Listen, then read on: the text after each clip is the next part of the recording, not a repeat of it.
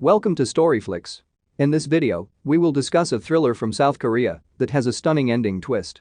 Forgotten is a film made by director Hang Joon-jang that can make the audience's adrenaline rush. The story's plot is unpredictable and will make you think twice when looking for the twist ending. Without further ado, let's just find out more in Forgotten.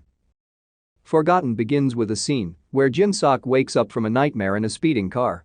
At that time, there was his mother, father, and his older brother named Yoo-Seok. His family is on their way to their new home. When they arrived, for some reason, Jin-Seok felt familiar with the house, as if this was not the first time he had set foot there. His family looked so excited about their new house. Jin-Seok looked at Yoo-Seok, still in awe of his brother. He remembered that Yoo-Seok was someone who was admired by everyone because of his extraordinary achievements. Yoo-Seok not only excels in education, but he is also good at sports. Even the girls at school were crazy about him. However, Yoo-Seok's accident a year ago injured his leg and crippled his walk. Even so, his brother is so supportive and loving to him. Jin-Seok and his family are so busy moving things to their new home. Yoo-Seok then put a calendar in the year 1997. Yes, in 1997, this story happened. While carrying some things to his room, Jin-Seok saw a room that is locked. Yoo-Seok said the room contained items from the previous owner and would be moved next month. So the room was locked and could not be used. Jin-Seok then continued to arrange some books until a man who helped with the house moving dropped some tools. The man then asked Jin-Seok if it was true that the man he was talking to earlier was his brother. This man even showed a look of disbelief. But the conversation was interrupted when Yoo-Seok returned to the room and returned to help Jin-Seok. The family was having dinner together that night, but Jin-Seok suddenly could hear noises from the locked empty room above. Strangely, none of his family heard. His mother said maybe it was thunder, but Jin-Seok was sure it was coming from the room. Jin-Seok will be taking exams soon, so he is very diligent in studying. That night when he was listening to music in his room, Jin-Seok heard a voice again from behind the empty room, as if someone was behind him. He approached the room, pounding eagerly to know what was behind it. Yoo-Seok suddenly appeared and startled him. Yoo-Seok said there was nothing in the room and took Jin-Seok outside for a chat. But both of them did not realize that there was a shadow seen from behind a recessed door. Jin-Seok and Yoo-Seok were chatting in the pouring rain until suddenly his father called, so Yoo-Seok went home for a while to check on their father. But on his way home, Yoo-Seok was approached by several men who then beat him. He was even kidnapped into a car. Jin-Seok saw it, but when Jin-Seok tried to catch up to help his brother, the car was already driving away. Luckily, he managed to memorize the license plate. Jin-Seok, who arrived home, finally fainted after telling his parents. The next day Jin-Seok wakes up in his room, but the police who were sent to look for Yoo-Seok can't find where his brother is and who kidnapped him. For days, the police searched, but they did not get any information about Yoo-Seok's whereabouts.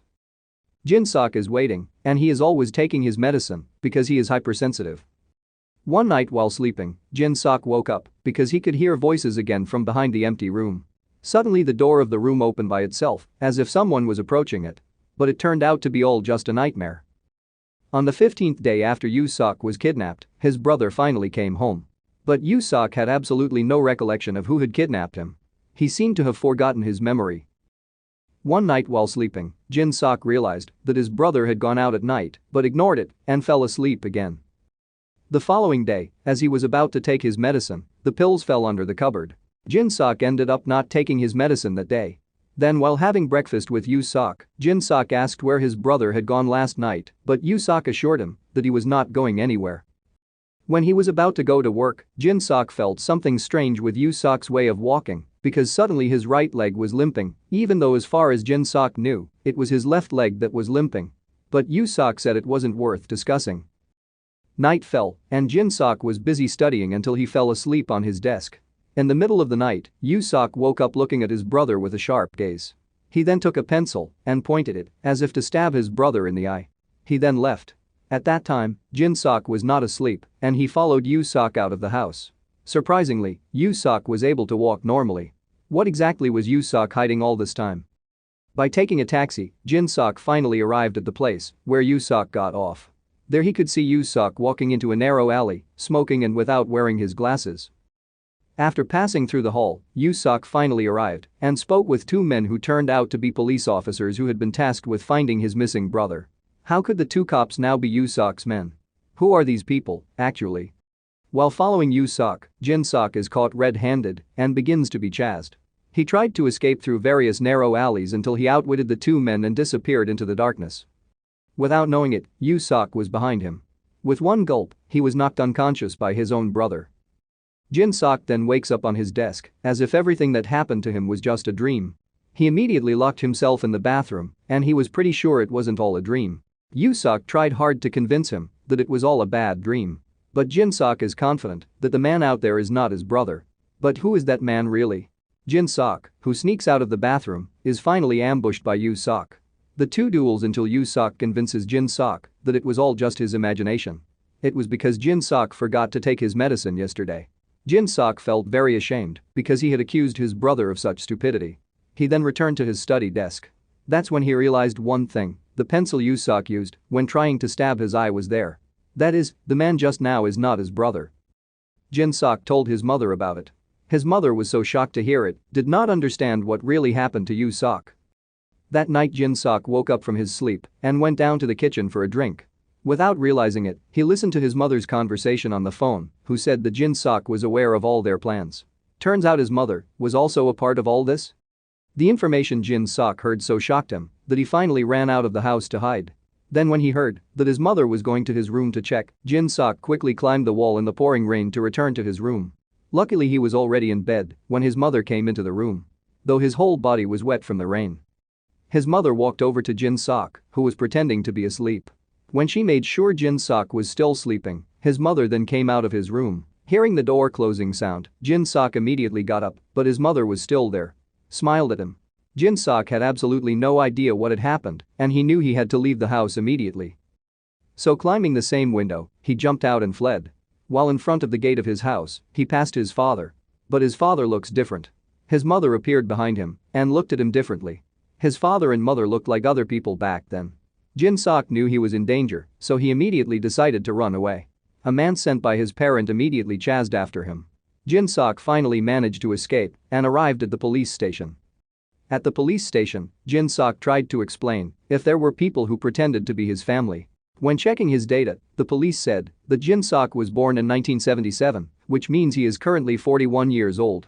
Hearing that, Jin-Seok was so confused because he was 21 years old. It all sounds so crazy. The police then said that they were in 2017. Jin-Seok was stunned. He couldn't believe what he was hearing. How could he possibly advance to 20 years into the future? He looked into a mirror, and that's when he was stunned to see his face. He looks old, like a 41-year-old man. Did he just time travel? The confused Jin-Seok finally decided to go home. He then heard the sound of music from behind the empty room. When he entered the room, he was so surprised to find two mannequins covered in blood. That's when Yoo-Seok, his father, and his mother appeared. It was clear they weren't his family. Yoo-Seok finally begins to explain that 20 years ago, there was a brutal murder in that room. Two people were found dead, and the killer was nowhere to be found. The story is lost and forgotten. Until the victims' families began to hire a professional team to find out who killed the two people. After months of monitoring, Yoo-Seok finally found the culprit, who was none other than Jin-Seok. Jin-Seok is eventually captured and tortured by Yoo-Seok. He was forced to confess to the murder, but Jin-Seok had no recollection of the incident. He was so sure he didn't commit the murder. Yoo-Seok finally hires a famous hypnotist, Park Song-tae, disguised as his father all along. Park Song-tae believes that Jin-Seok is going through a difficult time that makes him forget his memories. So to make him remember, he will be hypnotized and take him back to 20 years ago to find the missing pieces of his memory. With his hypnotic abilities, Jin-Seok is transported back in time before May 1997, and he must also be given a drug that will induce his hypnosis. Then after being hypnotized, Jin-Seok finally returned to the age of 21 years in a car with his father, mother, and brother. That's the moment when this movie starts. That's also the reason why Jin-Seok felt he had seen their new home the first time they moved in. And of course, the house mover who had asked if Yoo-Seok was really his brother was not without reason, because how could he look so much older than his brother? In addition, the thumping sound that Jin-Seok heard from the empty room was the moment when Yoo-Seok's men began to move various mannequins to create the previous murder scene. Their goal is to bring Jin-Seok back to the time of the murder so that he can remember all his actions. That's also why Yusok took Jin-Seok out that night so his team could prepare for the murder scene. However, the plan did not go as expected. When he came home to check, Yusok was blocked by the police, who had been after him all this time. He was taken away until Jin-Seok thought his brother was kidnapped. It took Yusok 2 weeks to get Yusok out of prison, and they were ready to put the plan into action again, bringing Jin-Seok to the scene of a murder 20 years ago on a rainy day. Unfortunately, it didn't rain for the next few days until the time came when Jin-Seok caught Yusok in disguise. But Jin-Seok was still convinced that it wasn't him who killed the 2 people in the room, making Yusok angry. That's when Jin-Seok managed to escape from the car. He then ran and was chased by Yusok from the car. Through a narrow alley, Yusok drove his car quickly until it hit a tree and got into an accident. Jin-Seok finally ran away, but when he was about to cross the road, he was hit. Jin-Seok never expected that the collision would bring back his lost memories from 20 years ago. It was May 1997, young Jin-Seok was listening to music by a lake. He was then called by his father, mother, and brother. They want to go home. Jin-Seok was asleep on his mother's shoulder in the car, not expecting that they would have an accident that killed his parents. Meanwhile, his brother lay dying in the hospital. A stressed Jin-Seok tried hard to make money, especially when the monetary crisis hit Asia. He had to save his brother's life. At the hospital, Jin-Seok is approached by a doctor who says they must operate on his brother as soon as possible or his life will not be saved.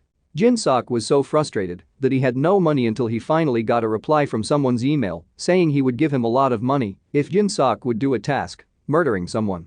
Jin-Seok was so depressed that he finally accepted the job, a decision he will regret for the rest of his life.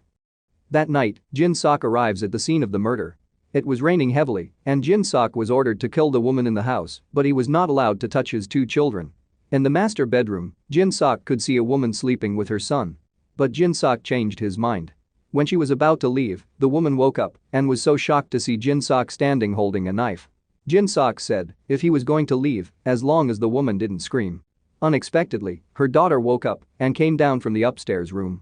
Seeing Jin-Seok holding a knife, the girl screamed until Jin-Seok chased her into the room, trying to silence her.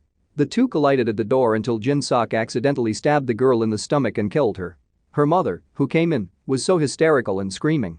That's when Jin-Seok immediately stabbed her in the stomach and finished her off. Jin-Seok is very frustrated and is about to run away, but the boy wakes up and looks for his mother.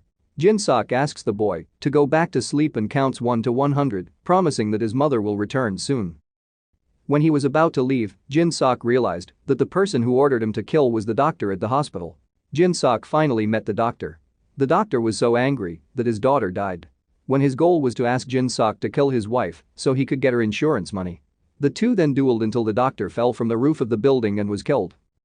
Since then, Jin-Seok has been so frustrated that he's been under a lot of stress and has lost his memory. The scene of the film is pulled back to the year of 2017, where Jin-Seok is lying in the hospital. Yusok came and was about to inject a poison liquid that would kill him. That's when Jin-Seok apologized because he didn't really want to do any of that. Yusok asked if it was the husband of the woman who instructed him to kill his family because he realized that a month before the incident, the doctor bought a lot of insurance. Yusok finally admits that he is the boy who Jin-Seok asked to hide under the covers while counting to 100. Yusok has spent his entire life in an orphanage and vows to find the person who killed his family. But Jin-Seok lied and said if it wasn't his father who told him to kill his family. Yusok knew that Jin-Seok was lying, so he finally walked away. Aimlessly, Yusok walked to the end of the hospital window and jumped, ending his life. Meanwhile, a stressed Jin-Seok also ended his life by injecting the poison that Yusok brought into his body. Their lives have come to an end. This story is also pulled back to a time in 1997 where Jin-Seok was called by his mother by the lake to come home. When he was about to leave, Jin-Seok met a 5-year-old boy. Unexpectedly, the boy was little Yoo-Seok, who was on vacation at the lake with his family. The fate of the two was clearly written from then on. Subscribe for more storyline videos. Let's unpack it together.